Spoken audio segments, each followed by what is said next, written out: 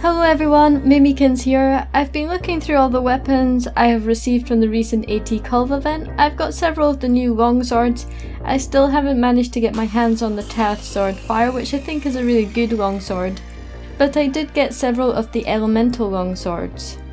I wanted to see if they are worth building and if they can compare to the divine slasher, which is one of my most used swords. Raw has always been a favourite stat for longswords for DPS, however I am eager to experiment with new ones. I decided to try out the Kjárr Sword Spark. I actually like this model design. It's a cross between Taroth and Toby Kadachi's, which I guess is fitting considering the element. So I made a couple of builds for it which I'll share with you, as well as my thoughts about them. First I went for maximising damage. This build was doing more damage per hit than my previous Divine Slasher DPS set, with the exception of one skill, Helmbreaker. The elemental damage properties seem to have a reduced effect on this skill, which is disappointing.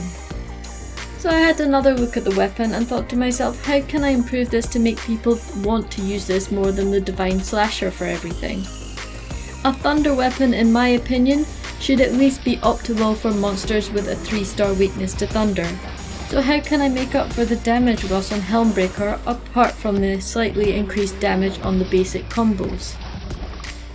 I have noticed when playing longsword it's not always possible to hit the weak spots, especially on monsters like deviljhos, where you're going to hit his legs at times due to the longsword's animation.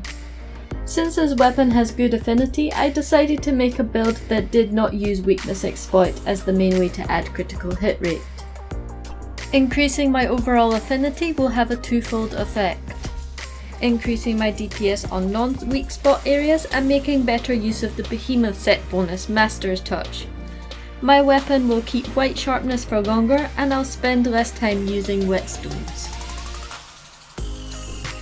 As this build currently stands, it sits at 85% affinity on all areas without the weapon having an augment.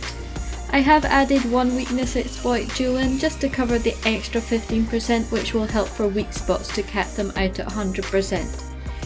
If you augment with affinity, Agitator would make a good replacement.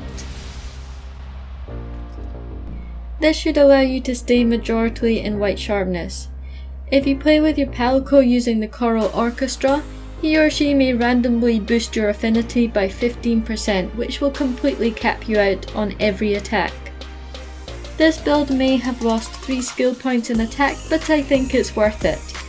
Now this weapon feels like it's worthy among top longswords, at least for monsters weak to thunder. If you manage to get this weapon from Kulve, I would say it's worth building for it. It offers nice quality of life as well as good damage. Although I managed to make this weapon very usable for monsters weak to thunder, Capcom need to improve elemental damage across a host of weapon types, so more people opt to use them. I am pleased that Capcom have added critical element to weapons. It's a start. At least now elemental weapons can also use the behemoth set and don't have to rely on 2 parts Rathalos.